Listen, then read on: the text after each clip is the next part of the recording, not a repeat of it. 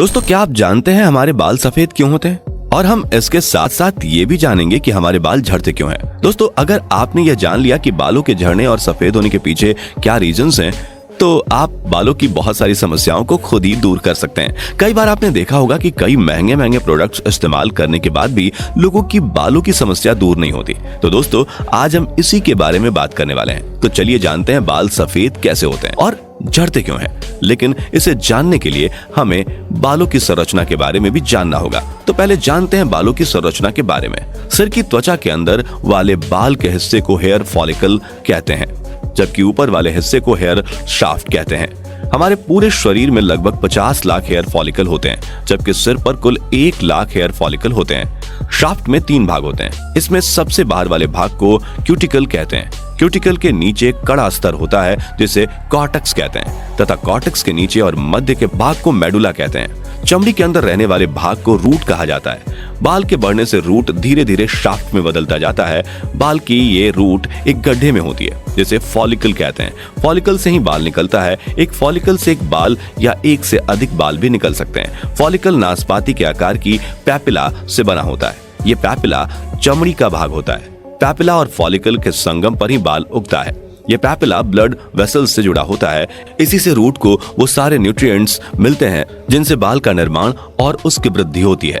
जैसे जैसे इसे न्यूट्रिएंट्स मिलते हैं, सेल्स वृद्धि करती हैं और धीरे धीरे बड़ी होने लगती हैं। जब हमारे बाल की सेल्स बड़ी होने लगती है तो वो हेयर फॉलिकल से स्किन के ऊपर निकल आती है, मतलब स्किन के ऊपर की ओर ढकेल दी जाती है। अगर हम सिर के बालों की बात करें तो सिर के बाल नॉर्मली 1 महीने में आधा इंच बढ़ते हैं और 2 से 6 वर्षों तक जीवित रहते हैं। इसके बाद वो झड़ जाते हैं और उनके स्थान पर नए बाल निकलते हैं। यह प्रक्रिया एक लंबी उम्र तक चलती रहती है। हमारे बाल के निर्माण के लिए कई तरह के कारक जिम्मेदार होते हैं। बाल का 95% हिस्सा केराटिन नामक प्रोटीन से बना होता है। केराटिन एक ऐसा प्रोटीन है जो 18 तरह के अमीनो एसिड से बनता है। चूंकि बालों के निर्माण में हार्मोन्स की मुख्य भूमिका होती है, इसलिए महिलाओं और पुरुषों में बाल निर्माण का प्रोसेस अलग अलग होता है। दोस्तों, जब हमारे बाल स्किन से बाहर आते हैं तो यह डेड हो चुके होते हैं। इसलिए जब आप बाल कटवाते हैं तो हमें दर्द नहीं होता, लेकिन हेयर फॉलिकल्स हमेशा जीवित रहता है। इसलिए जब कोई हमारे बाल को खींचता है तो हमें दर्द होता है। तो दोस्तों, हमने बालों की संरचना को तो जान लिया। अब हम जानते हैं हमारे बाल सफेद क्यों होते हैं।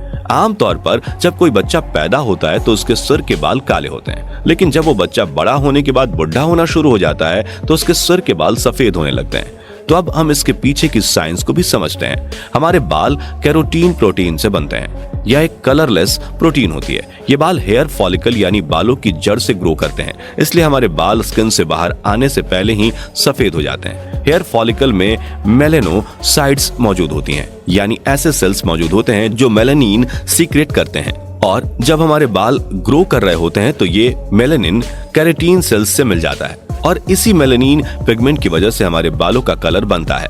अब आप सोच रहे होंगे कि कुछ लोगों में तो बाल का कलर ब्राउन या गोल्डन भी होता है। तो बालों का कलर डिपेंड करता है कि कौन सा मेलानिन पिगमेंट केराटिन प्रोटीन में शामिल हो रहा है।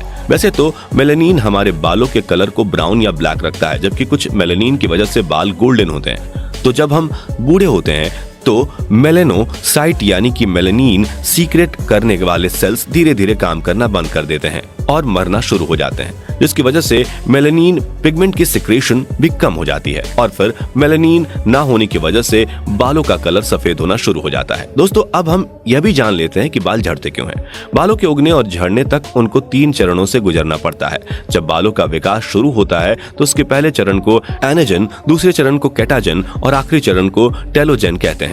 इस टेलोजेन फेज के अंत में हमारे बाल गिर जाते हैं। इस साइकिल में चेंजिंग ही बालों के झड़ने का कारण होता है, क्योंकि जितने बाल टेलोजन चरण में गिरते हैं उतने ही दूसरे बाल एनाजन फेज में रहते हैं, यानी नए उग जाते हैं। इस प्रकार बालों की संख्या समान ही बनी रहती है।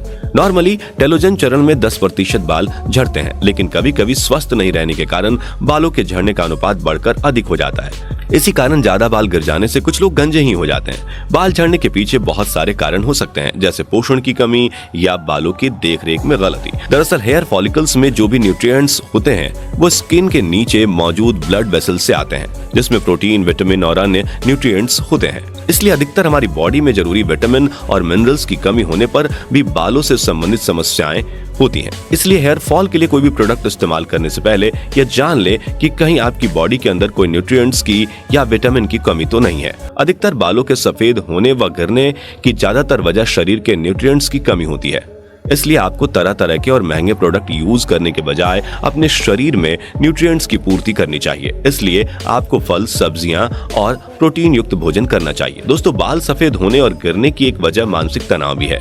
मानसिक तनाव से हमारे शरीर में विशेष प्रकार के हार्मोन सीक्रेट होते हैं जो मेलानिन के प्रोडक्शन को प्रभावित करते हैं। इसलिए हमें लंबे समय तक तनाव में नहीं रहना चाहिए। तो फ्रेंड्स, आज की वीडियो के लिए बस इतना ही। अगर आपको यह वीडियो पसंद आया हो तो इसे लाइक और शेयर करें। ऐसे इंपॉर्टेंट और नॉलेज वाले वीडियोस के लिए इस चैनल को सब्सक्राइब और फेसबुक पेज को फॉलो जरूर करें। Thanks for watching.